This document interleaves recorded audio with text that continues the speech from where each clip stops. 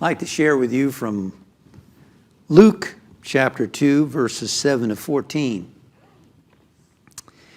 Mary gave birth to her firstborn son and wrapped him in bands of cloth and laid him in a manger, because there was no room for them in the inn. In that region there were shepherds living in the fields, keeping watch over their flock by night. Then an angel of the Lord stood before them, and the glory of the Lord shone around them, and they were terrified. But the angel said to them, "Do not be afraid, for see, I am bringing you good news of great joy for all the people. To you is born this day in the city of David a Savior, who is the Messiah, the Lord. This will be a sign for you. You will find a child wrapped in bands of cloth and lying in a manger." And suddenly there was with the angel a multitude of the heavenly host, praising God and saying, "Glory to God in the highest heaven, and on earth peace among those whom He favors."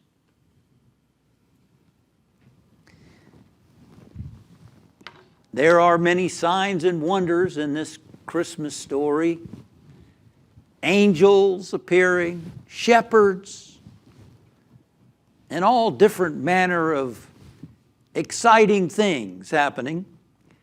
Now, whether we believe they actually happened or not, it's a beautiful story. Whether we believe they happened exactly that way or not, they're all beautiful stories and symbols. And the main thing is the truth in the story. The truth that each one of us is in the process of spiritual growth and unfoldment. The truth that the Messiah, the Christ, is truly here. That Messiah, that Christ's presence in the metaphysical understanding is the God presence that's inside expressing as you. That's what this person, Jesus, was all about. And for many people, their Christmas is celebrating the birth of this man named Jesus, and that He was the Messiah, that He was the anointed one. And, you know, the ancient Hebrews, the idea came about that in the time where they were in exile, they were wandering, they were under other people's rule, the idea began to develop that maybe there would be someone who would come and rescue us from our captivity. Someone who would lift us up and get us back to where we were, like in the time of King David. And so they were anticipating that there would be this Messiah, which is a word that means anointed one. You see, it went back to the Hebrew kings when they were anointed with oil, which essentially meant that the king was favored by God. That's what it meant, Messiah, anointed one. And so the idea grew that there would be someone who would come back to lift us up, and there were different ideas of how that person would be. They would be a warrior king like David who would conquer the nations, or they would be this cosmic Christ that would sort of use magical powers and establish this thing that would happen. And then when Jesus came, He gave a different understanding of what this was all about. He came to teach and demonstrate the truth, you see. And so people celebrate the birth of Jesus as the anointed one, and that's a beautiful thing that we can do. We can celebrate the birth knowing this was somebody who came and understood the truth and taught it. And what was that truth that He taught? He said, "The works that I do, you can do in greater, because I go unto the Father, which He located within." He said, people look here and there for signs of the kingdom, but I say the kingdom of God is within you. He called God Abba, Daddy. He took God out of the sky as some kingly figure that you had to be afraid of and said, no, you can develop a close connection. In fact, you are undivided from that presence. You are an expression of that presence. I and the Father are one, He said. So you see, that's why celebrating the birth of this man Jesus is so special to us. Because He had a special message that He lived and demonstrated and told us how we can develop that same relationship with God that He had. So you see, the Old Testament, the Hebrew Bible, and the New Testament, it's an evolution of the understanding of consciousness. An evolution of understanding of what the truth is all about. And so Christmas is a celebration of this great being who knew the truth and taught the truth. And even more importantly, it's the celebration of the birth of this Christ presence within you and me. The ancient Hebrews celebrated the king as being anointed by God. But ladies and gentlemen, we are all favored by God. We are all anointed by God. Jesus said it's the Father's good pleasure to give you the kingdom. That's being favored by God. He said, is it not written that ye are gods with a little g? You are the expression of God like a wave is an expression of the ocean. There's no way you can't be favored by God because you are the very living expression of Spirit.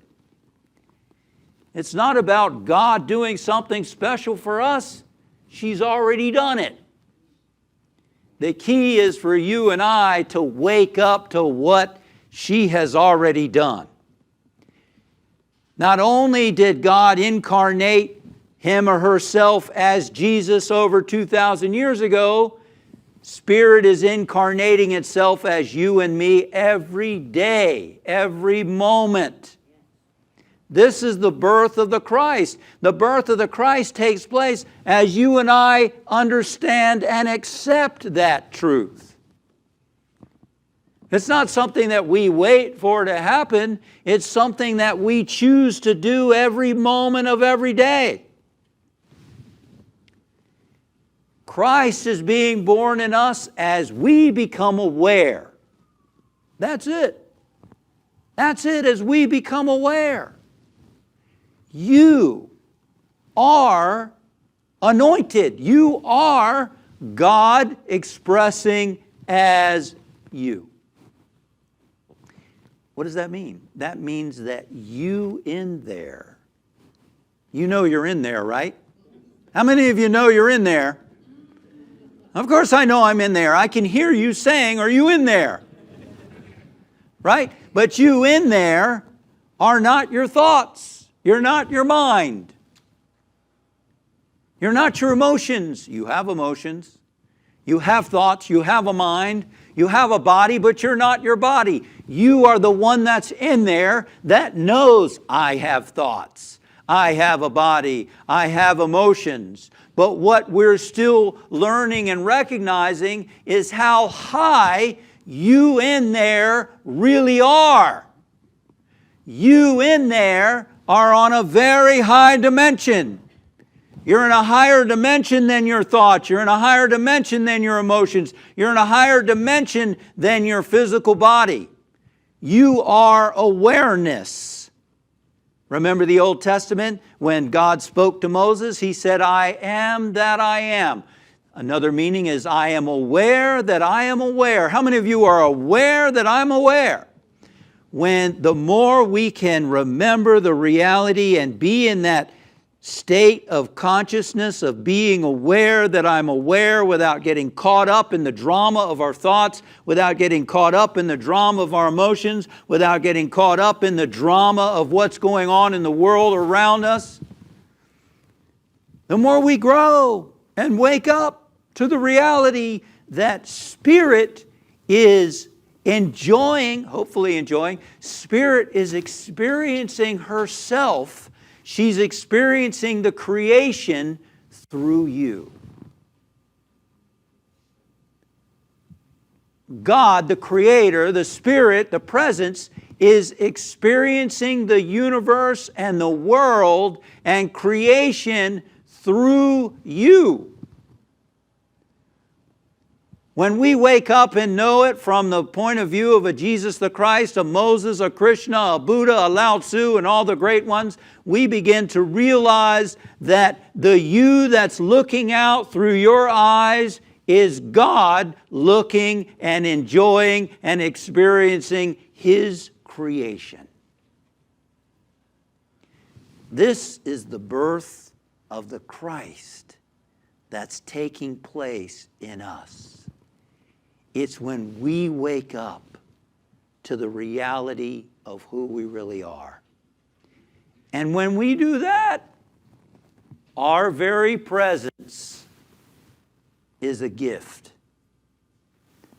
When we live in that awareness of what's happening, when we live in that consciousness of who we are, we radiate a something. We radiate a joy. We radiate a calmness. We radiate a strength. We radiate a wisdom. We radiate a love. We radiate a joy that is uplifting to others. And because we're all part of this one living being, as Miguel Ruiz writes about in his books, when we're part about this one living being, then we participate in uplifting the whole world. The whole world.